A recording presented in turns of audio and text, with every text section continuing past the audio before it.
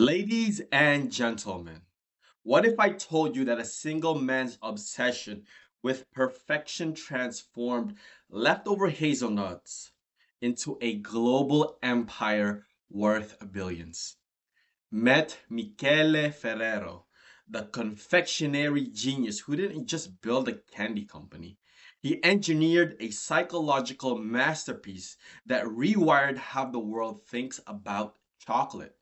While most entrepreneurs chase quick wins, Ferrero spent decades perfecting decision making frameworks that turned Nutella into the world's most beloved spread, Ferrero Rocher into the ultimate luxury symbol, and Kinder into childhood's sweetest memory. This isn't just another rags to riches story. This is about a man who understood something profound about human psychology, that emotional connection trumps everything. Ferrero didn't sell chocolates, he sold moments, memories, and feelings.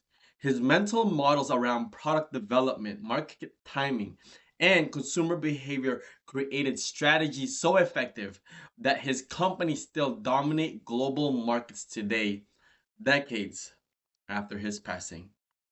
Here's what you're about to discover: the exact frameworks Ferrero used to identify untapped market opportunities the others completely missed. His counterintuitive approach to innovation that prioritized emotional impact over technical features, the decision making process that helped him navigate family business dynamics while scaling globally. And most importantly, how his long term thinking patterns can revolutionize your own strategic decisions. By the end of this podcast and episode, you'll walk away with mental models that help build multi-billion-dollar empire. Frameworks you can immediately apply whether you're launching your first startup, scaling an existing business, or simply want to think like someone who turned simple ingredients into global culture phenomena. Because understanding how Michele minds work isn't just business education. It's a masterclass in how extraordinary outcomes are really created. So I'm going to have a section for each mental model and decision making framework is going to have a section and a subsection. So Michele's decision making process and mental models were deeply rooted in a unique blend of intuition, unwavering principles, and a profound understanding of human nature and consumer needs. His approach allowed Ferrero to evolve from a small family pastry shop into a global confectionery giant.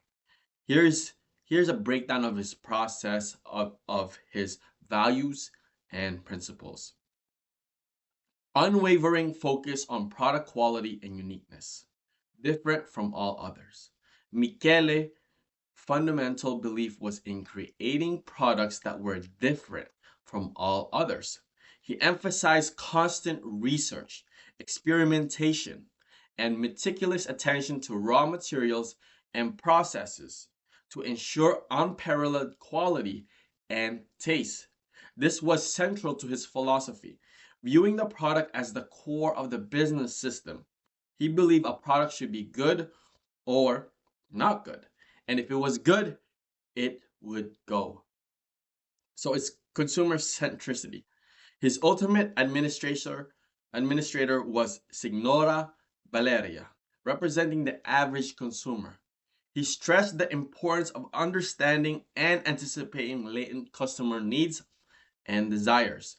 He personally conducted market research by observing customers in supermarkets and listening to their feedback.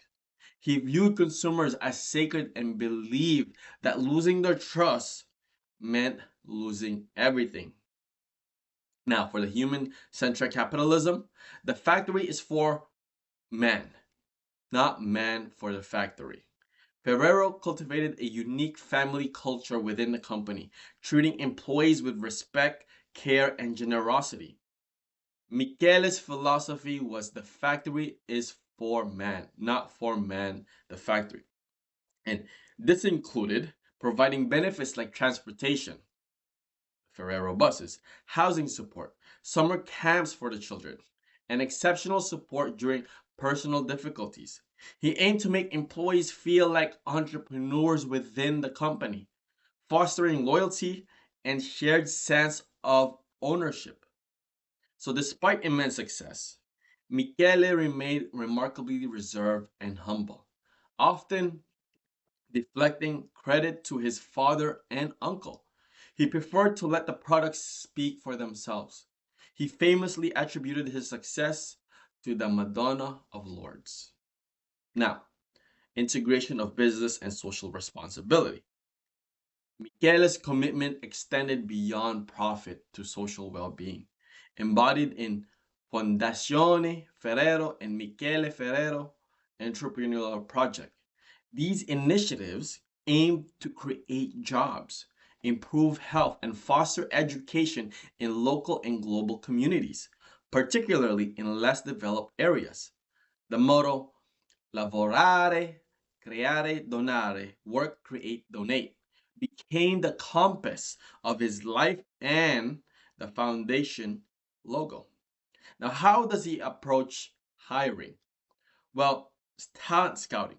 Michele personally sought out young talent, especially from local schools, accountancy institutes in Alba and surrounding areas. He would even visit their homes unannounced. Now, there's going to be a rigorous testing and personal interviews. The candidates underwent specific tests and interviews with marketing and personal directors. Michele would often listen in one of these interviews without revealing his identity. Now, there's always a focus on loyalty and fit. He sought out individuals with predispositions for company loyalty, responsibility, and mediation skills. The company preferred to grow managers internally who deeply understood Ferrero's culture.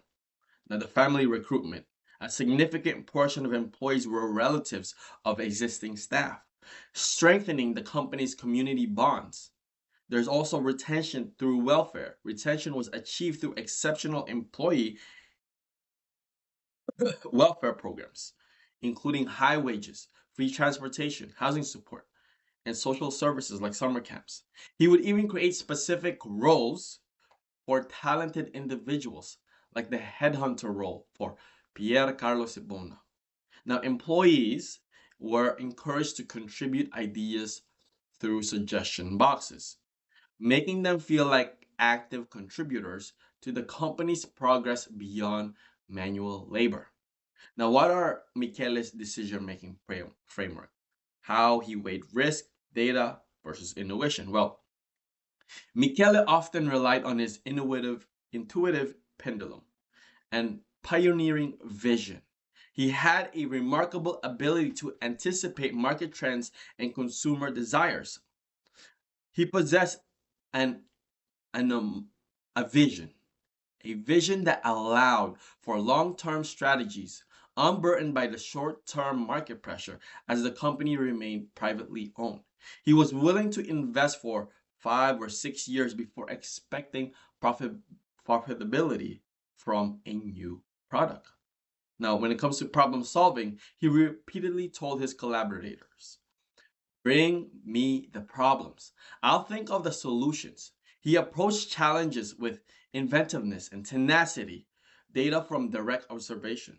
While he hired market researchers, he often minimized their findings to his staff, stating that true analysis are done personally at the supermarket. He preferred direct observation of consumer and listening to their feedback. He was not afraid to take significant risk, evident in his early international expansion into Germany or large investment in machinery. He viewed mistakes as opportunities for new ideas. He famously used a pen he took from Lord's, holding it to his forehead during moments of deep reflection, believing it inspired his ideas. He signed important contracts with this pen and even had new products blessed at Lord's. Now, what are his key mistakes, failures, how does he deal with them? Well, his father Pietro, due to sugar scarcity, invented pasta yuanduja using molasses, turning necessity into virtue. The initial pasta sometimes transuded oil from its packaging. Michele addressed this by adding soil lecithin, leading to more stable supercrema. So the naming issue supercrema to Nutella. The Italian food regulations prevented the use of supercrema due to its super prefix implying unproven superior qualities. This led to a global market research effort and the creation of the iconic Nutella brand. The Alba factory was devastated by the floods twice. Okay, so he had a flood in his life. And in both cases, Ferrero family and employees demonstrated extraordinary unity and dedication, working tirelessly to clean and restart production in record time. Michele and Pietro Jr. both made personal appeals and provided direct support. Now, there's also another instance. The chocolate sales plummeted in summer due to melting. Michele's response was to withdraw chocolate products from the market during the summer to protect the quality and consumer trust. He then challenged his team to invent fresh products like the Kinder, that would appeal to consumers in warmer months, effectively season shifting sales.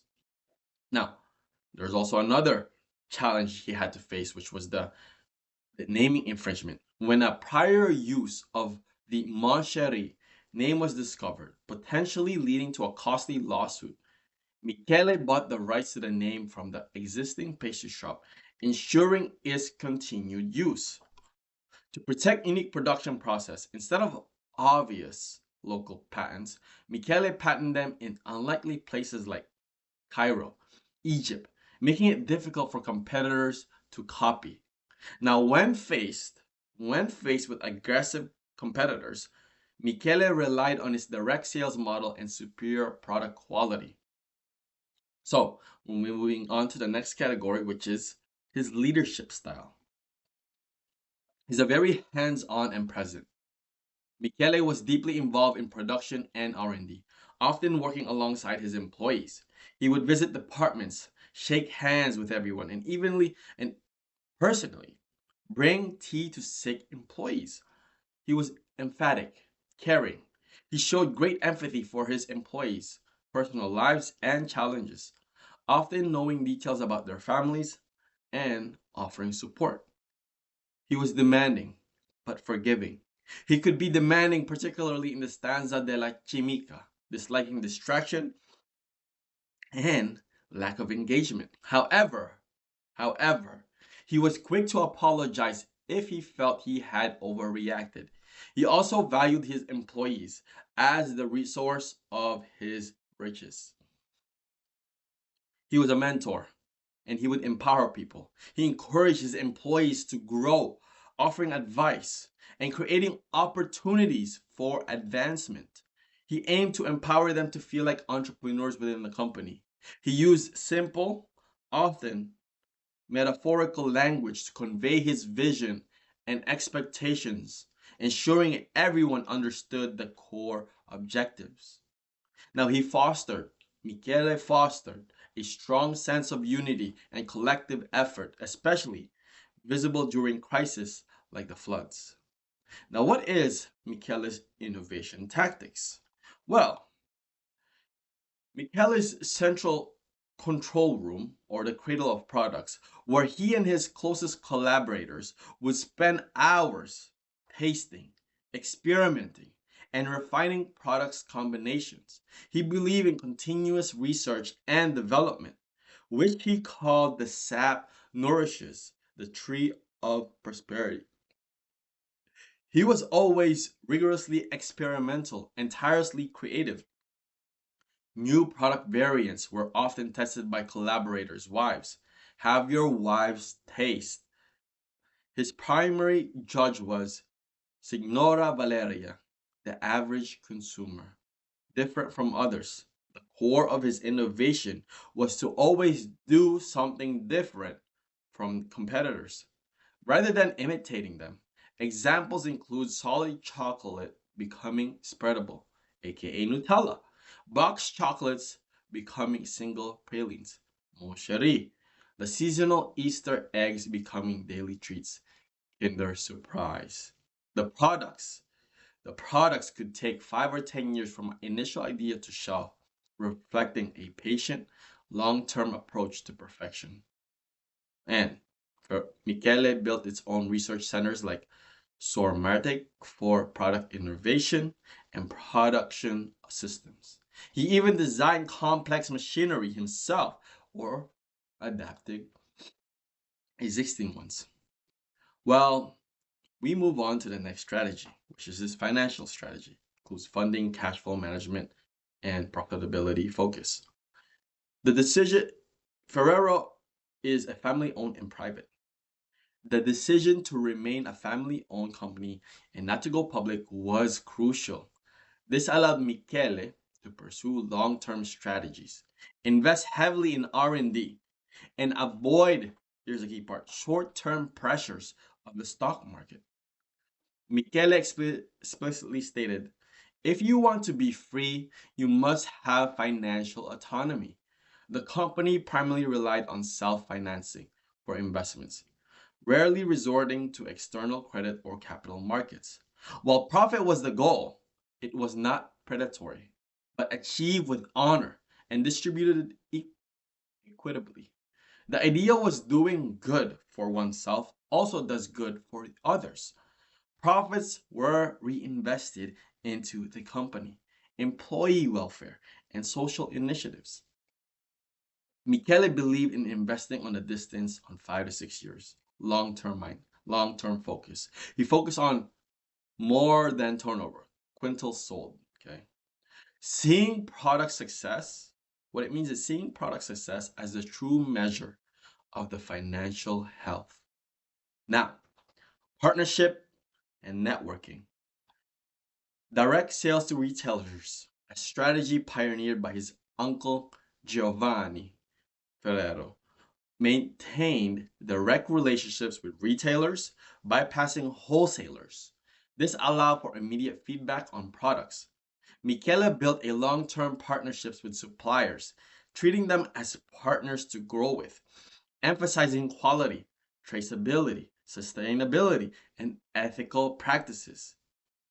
He would personally visit suppliers even in remote locations.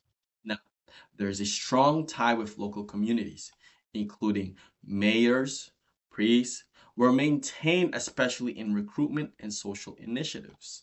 To secure raw material, okay, here's the strategic collaboration. To secure the raw material supply, Michele invested in and collaborated on projects like the sugar refinery in Policoro, Basilicata, which was stimulated local economic development.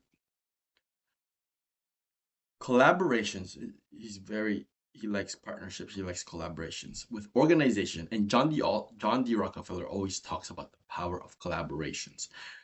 With organizations like To Save the Children and ILO for social projects, combating child labor. Now, how does he scale? What is his decision-making framework and mental model and scaling? Well, early expansion, the company grew rapidly from 3 quintals of Giandujo in February 1946 to 1,100 quintals by the end of the year, leading to official industrial registration and factory acquisition. Employee numbers also scaled quickly.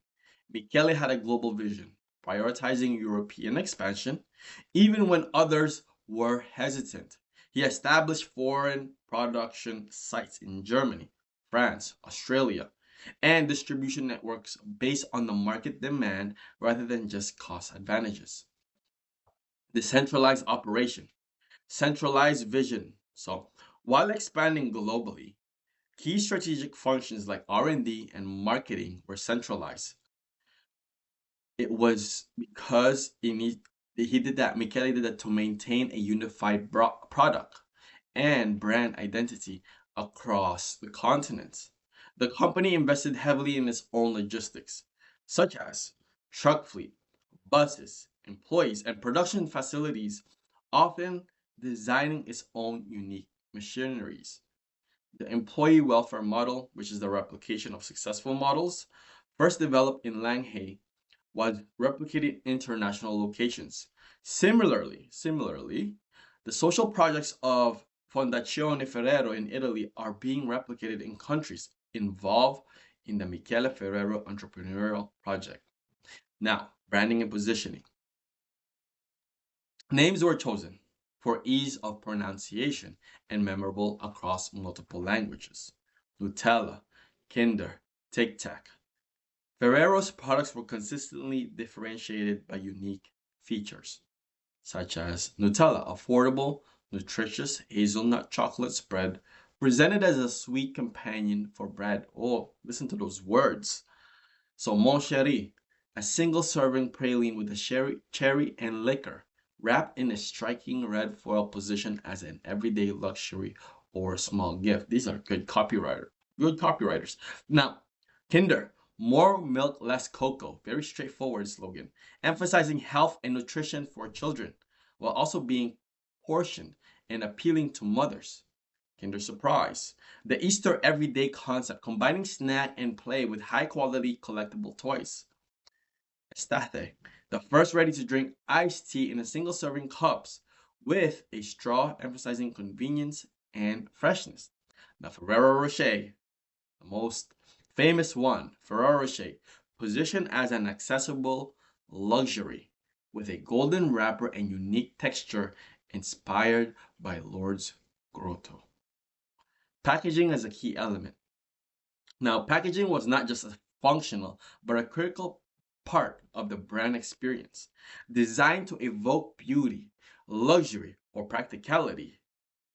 It was reusable Nutella glass. So that's just one of the example. Now, when it comes to advertising and marketing, early advertising leveraged events like the Treno dei Limbi that tied products to the popular culture events like the Canzonissima or sports. Later, iconic slogans like "What a world would it be without Nutella" became a global phenomenon. Michele maintained a tight control over advertising through its internal agency, avoiding imitation. Michele strongly believed in creating products that which are the competitors, don't have. So now, customer acquisition. Michele employed a multifaceted approach to attract and retain customers, focusing on product accessibility, direct engagement, and unique value proposition. Pietro Ferrero foundational idea was to drastically reduce the cost of chocolate to make it accessible to everyone, not just the wealthy or for the special occasion. This aimed to make it a daily treat, particularly for children. Now, the direct sales model. Instead of relying solely on the wholesalers, Giovanni Ferrero pioneered a system of direct sales to retailers, personally delivering products and building relationships. This allowed for immediate feedback and quicker replenishment. Two birds, one stone, right there. But Michele Ferrero later explained that they treated each of their 250,000 clients as friends, maintaining continuous contact to understand what worked and what didn't. Always understanding the customers. Customer obsession right there, you see? Super crema. Ferrero, okay, Michele encouraged children to visit bakeries or dairies with a slice of bread to get a spread of the product for a small fee, effectively providing a sample and creating consumption habit. Now, another one would be Madame Valeria, a consumer at the center. Michele viewed the Signora Valeria, the average Italian consumer, seen as demanding and attentive to quality and cost, as the ultimate decision maker and even the CEO of the company. He believed that losing her trust meant losing everything. He even named the customer. He would personally visit supermarkets, observe consumer choices, even ask customers why they bought his products. Unique packaging and usability. Nutella was intentionally packaged in a reusable glass, which served as a constant reminder of the product on the family table even after the product was consumed, making them collector's item. Moncherie's flaming red, elegant wrapper was designed to evoke the feeling of small party and luxurious gift at an accessible price. Now, Tic Tac. Tic Tac's unique lightweight box and sound it made were integral to its identity and appeal. Estate pioneered cold tea in a single serving cups with straws, making it convenient and resistant to imitation. Now, the product development. Kinder products were specifically developed for children with the slogan more milk, less cocoa to reassure mothers about their nutritional value and healthiness. Kinder Cioccolato was portioned into individual bars to allow mothers to control consumption. Now there's Kinder Sorpresa, Easter every day. Michele's Ferrero's idea for Kinder Surprise was to offer the joy of Easter year round, appealing to children's desire for novelty and play. He emphasized making high quality and engaging surprises. Now, the advertising. The Tre dei Limbi, children's train. A truck disguised as a train. So this was a strategy. A truck disguised as a train traveled across Italy, distributing sweets and promotional items, creating a unique and memorable brand experience. Unique and memorable brand experience, especially in areas without train access. Ferrero was among the first companies to extensively use television advertising. He was ahead of his time, with Michele creating an internal agency to control the process and maintain secrecy. The Moncherie promotions in Germany included putting up large billboards with ever-blooming flower bouquets and raffling off Fiat Topolinos and even diamonds. There is also sponsorships of major sports events like the Giro d'Italia further increased brand's visibility. The Vinci Campione football contest linked Kinder's products to popular athletes. It's like influencer marketing, popular athletes and driving sales.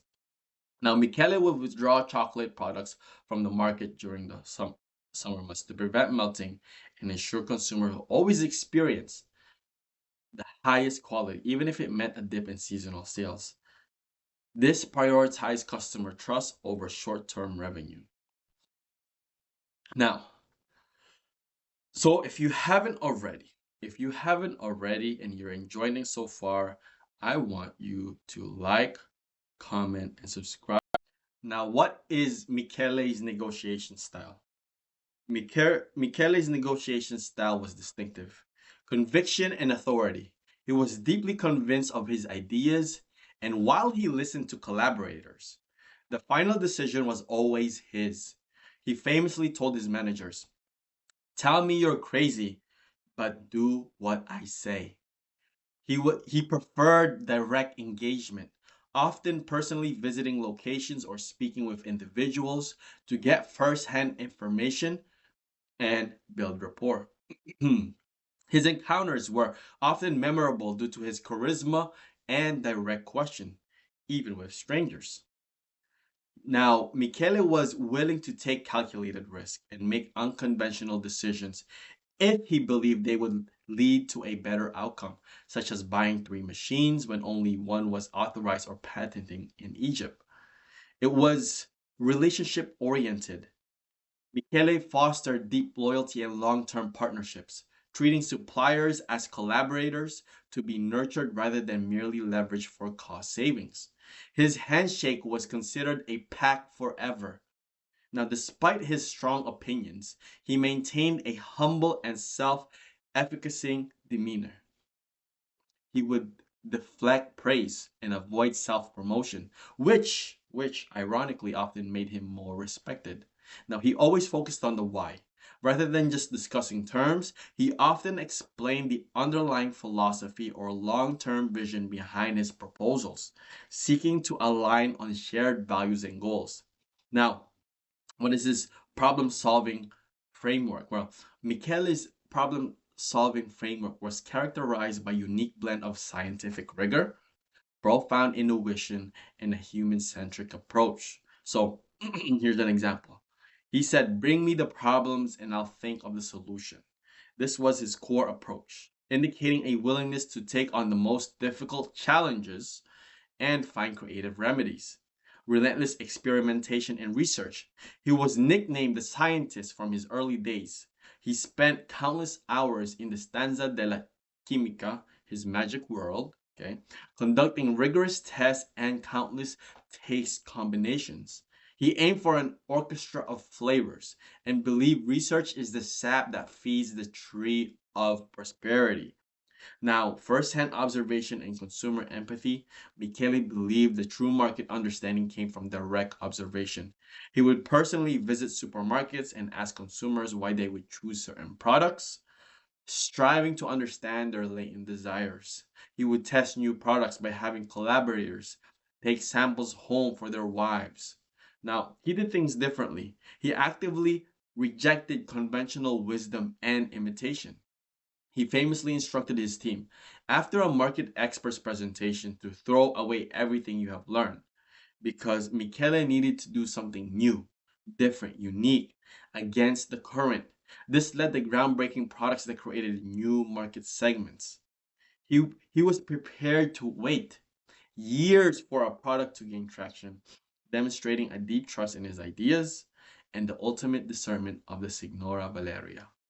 Now, while decisive, he valued his team's input, calling them the source of my riches. He fostered a collaborative environment where problems were collectively solved and encouraged employees to contribute ideas, recognizing that their practical knowledge was invaluable.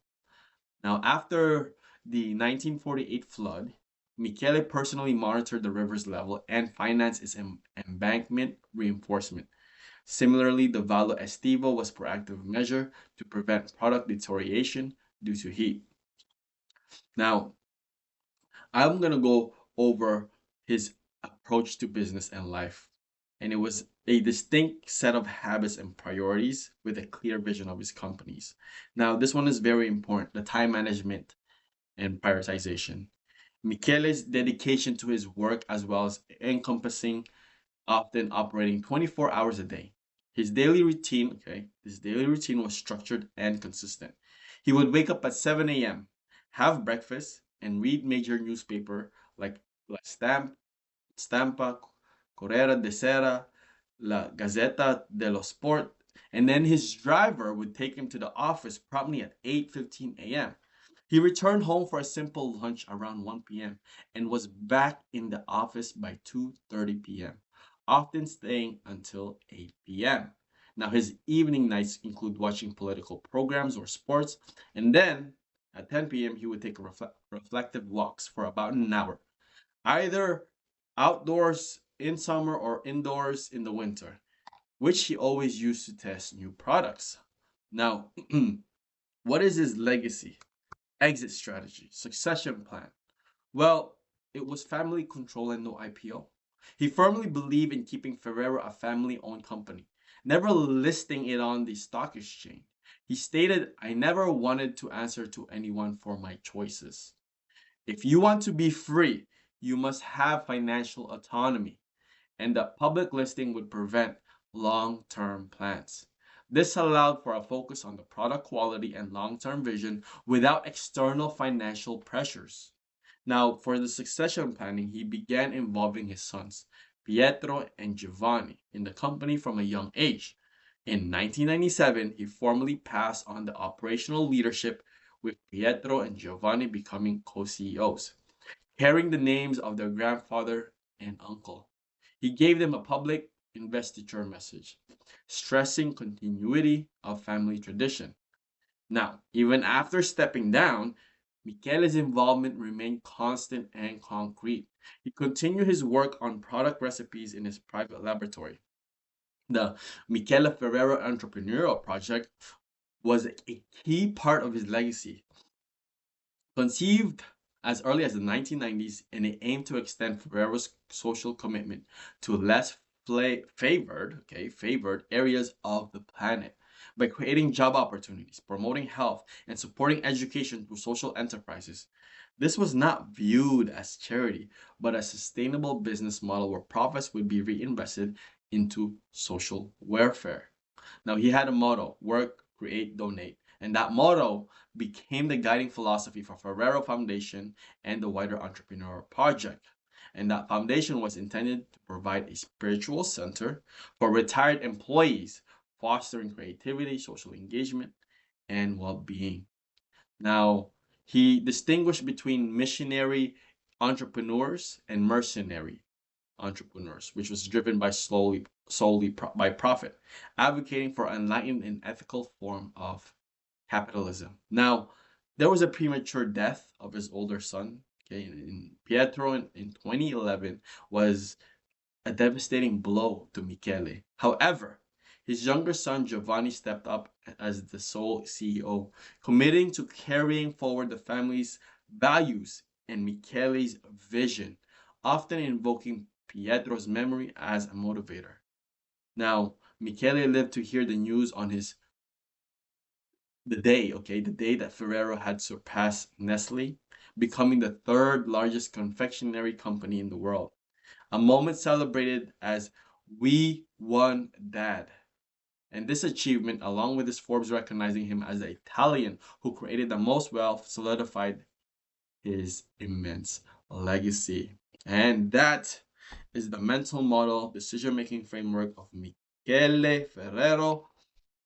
If you haven't already, subscribe, comment, like, hit the bell so you get notified every time I release a video. And somewhere on the screen, there's going to be a good video for you to watch. One is about Steve Jobs, and one is about another great founder like Michele Ferrero. That being said, see you on the next video.